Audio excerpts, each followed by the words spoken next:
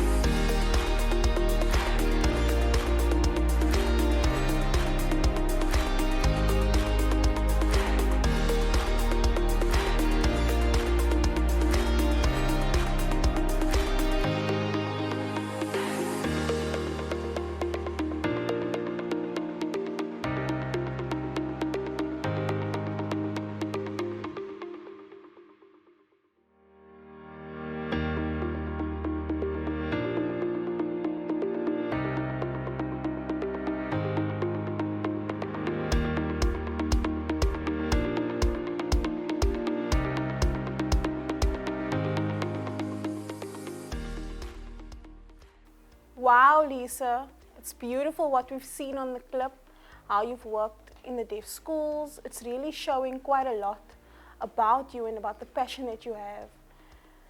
How do you feel about how far you've come in life?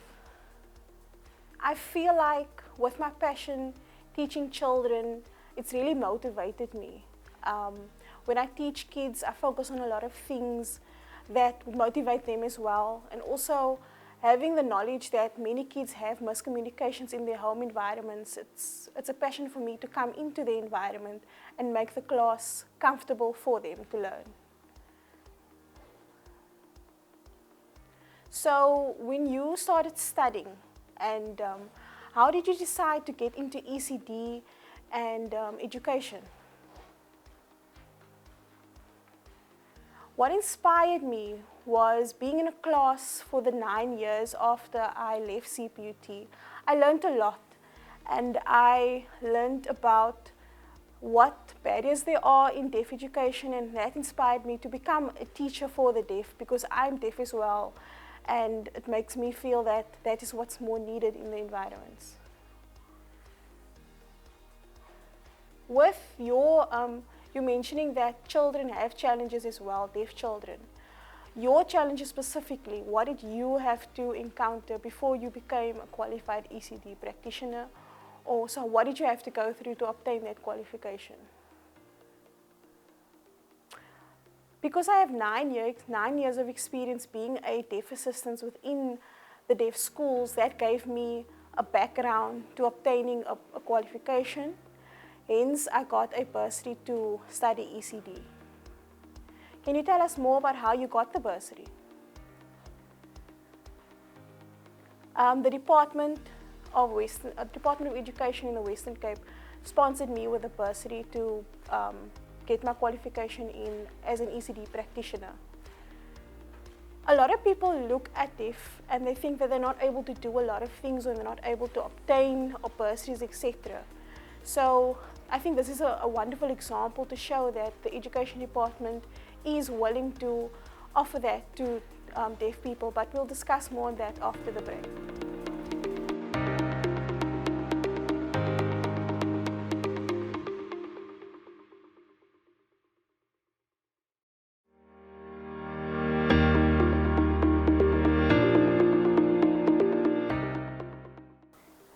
We are back from the break.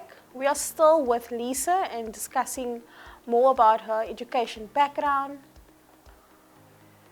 So Lisa, while I'm still quite excited to hear more about your lifestyle, how you grew up, and also about your background into getting into education and the challenges that you faced. Do you perhaps have an interpreter? Did you have an interpreter during your studies? Can you tell us more about that? Okay, one of my biggest challenges, specifically when I was studying ECD, I did have a very good team. I did have an interpreter with me. We worked well together. I had a good relationship with the lecturers. I made myself familiar with them, and that helped me overcome the challenges because I had that extra support. So the challenges specifically, you said you got support. In terms of your subjects itself, do you feel that with your first language, because it's not English and Afrikaans, etc., sign language is your first language, did they adjust the program for you, or what did they do to accommodate you in that sense? With the ECD program, it was quite different to what I experienced before. They gave us 3 main subjects. Firstly, life skills, mathematics, and also ECD, specifically focusing on how to work with children and how to engage with children in different settings. So that is quite important to know, because within South Africa, especially in the Schools Act of South Africa, the curriculum does state that South African Sign Language is an added subject now. In the ECD program that you did, have they added SASL or not yet? No. ECD does not, unfortunately, have SASL as one of the subjects. It's considered a separate subject at this point, which is why I also needed an interpreter to be present in my classes to assist me. And then it was also my responsibility in terms of the English. I worked with my team to improve my language on that end. Do you feel that in the classes with assignments, working in teams, do you feel that the environment that you were in, specifically you were the only deaf in that hearing environment, did you feel different to them, or did you feel equal, or how did you feel in that environment within hearing students? Within the ECD classes that I had, I made it aware, everybody knew that I was deaf. They assisted me in terms of clarifying if there was any misconceptions or anything that I was confused about. But with exams, there wasn't any concerns. I did the exam the same as anybody else would. I'm happy that you built a good relationship with your team as well as with your lecturers. So now that you've obtained your qualification in ECT, and specifically your focus on deaf children, going into becoming a full-time teacher for the deaf, it's quite good to see that, and congratulations on your achievements. Now I want to carry on with CPUT. You're currently in your second year at CPUT. Tell me, how do you manage your class time? Because remember, 9 years ago when you were first there, you encountered challenges. Has those challenges remained the same or have they differed? So when I went to CPUT the first time, I dropped out because there was simply no support. There was no interpreter. It was just me on my own. I then took the step to go into the deaf school, and that built my confidence. And then I did my ECD program, and that was an 18-month program. From there on, I was able to get into the foundation phase program at CPUT. So at CPUT, do they offer you an interpreter, or how does it work? How do your classes work? How does it differ compared to your first experience at the university? Is it better, or is it the same?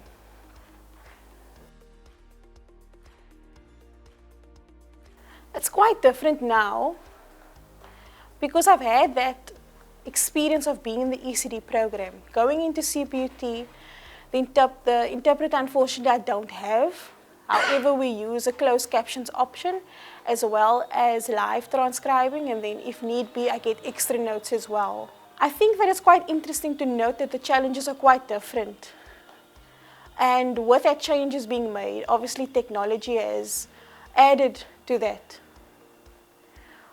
It's also still difficult now because we are currently experiencing COVID and lockdown, etc.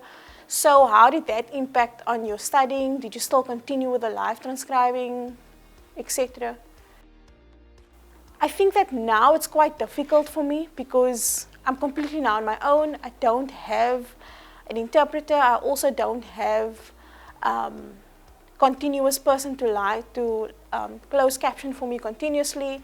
So it's quite difficult for me because I am deaf. I need to look at alternative means to be able to get the information from the lecturers. For the hearing students, it's much easier for them because they just log into a class and listen to what the lecturer says. So I prefer to chat with the lecturer after the classes are complete. I think with COVID, a lot of people have been impacted in the job market, in their studies, etc. But I think it's quite admiring to see that you still have that motivation and using alternative means, especially with technology on your side. So for the people that's watching us, is there any advice or any motivation you can share, regardless of their age or whatever situation they're going through, to still continue with what their passion is? For hearing children or for the broader community, I think for both, for anybody that's watching, just to share some tips or motivation on how they can better their own lives. For me, going through what I've gone through, using technology to my advantage, not knowing what is to come, but I persevered and I'm patient and communicating that you need help, and that is what's helping me get through the challenges that I still face today. Thank you so much, Lisa, for joining us on Accessibility with Jabaar. To everyone that's looking, that's not sure if you have the opportunity to study further, there's nothing stopping you. Opportunities will come. Thank you very much for watching. Thank you, Jabaar, and thank you for having me on your show. Bye. So now we have an ad break, and we'll continue after the break.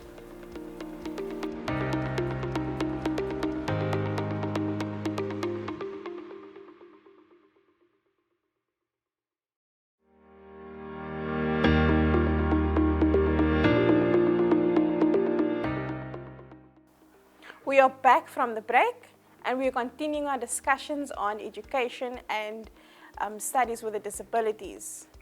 Today we have another special guest. Her name is Amanda Ismail, and she works at CPUT. Welcome, Amanda.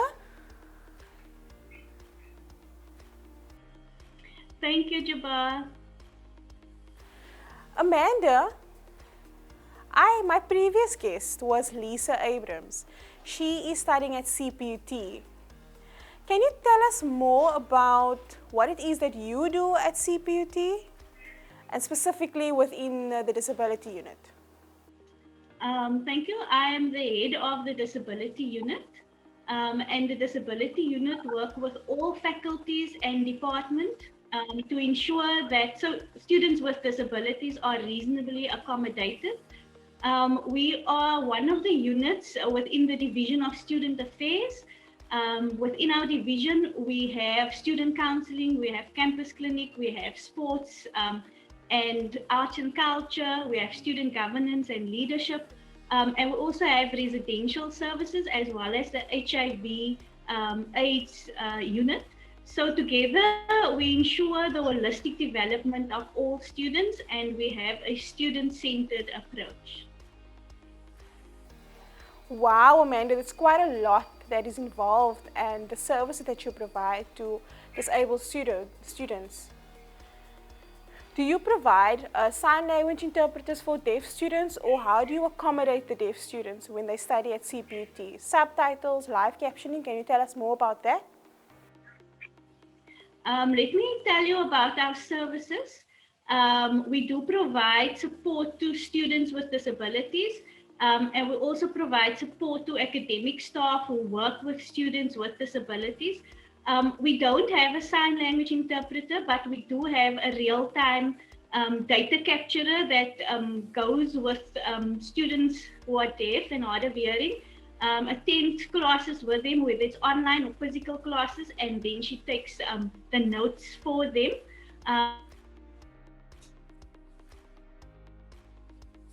We specialize software and assist into policy development. We do outreach and marketing and advocacy, and then we have a resource center and a lab where students with disabilities come and access software and specialized equipment at our venue. Wow, Amanda, so you have quite a lot of resources at your disposal for the disabled students. So in essence, you are building an inclusive environment for any disabled students that come into the university. With COVID that has happened, how has that changed the processes of the Disability Unit? Had you had to make alternative plans to accommodate these students? A lot has changed, and that's why we do the outreach programs to students with disabilities, even at school level. And we encourage them to dream and to dream big, since there's a lot of opportunities in higher education than ever before. With the Constitution and the Bill of Rights, there's a lot more resources, equipment, and services available to students with disabilities. So wow, Lisa, I think that you guys already have plan B to Z to assist and accommodate disabled students. I'm sure that many people that are watching today maybe have the passion or the interest to study at CPUT. What message do you have for them, especially those that are disabled or parents that are sitting at home that don't know what to do with their kids and how to make sure their kids have access to study in university? Do you have bursaries? What do you have available for those students? My message to any student with disability and the parents are that students with disabilities have so much potential, which they can achieve in this lifetime because of the opportunities that's available to them. But what they just need some dedication, hard work, reasonable accommodations, which the Disability Unit advocate for, perseverance and a positive attitude. There is available for students with disabilities. They can just look at on our website. All opportunities and bursaries are there. There's a lot of information which they can access. Thank you, Amanda, for your time and for joining us and the information that you shared with us, and good luck with the road ahead. Thank you, Jabaar, and thank you for having me. So for more information linked to education and for information with CPUT and about their bursaries and opportunities available, you can contact the information below. Thank you so much for watching Accessibility with Jabaar on CTV. Goodbye.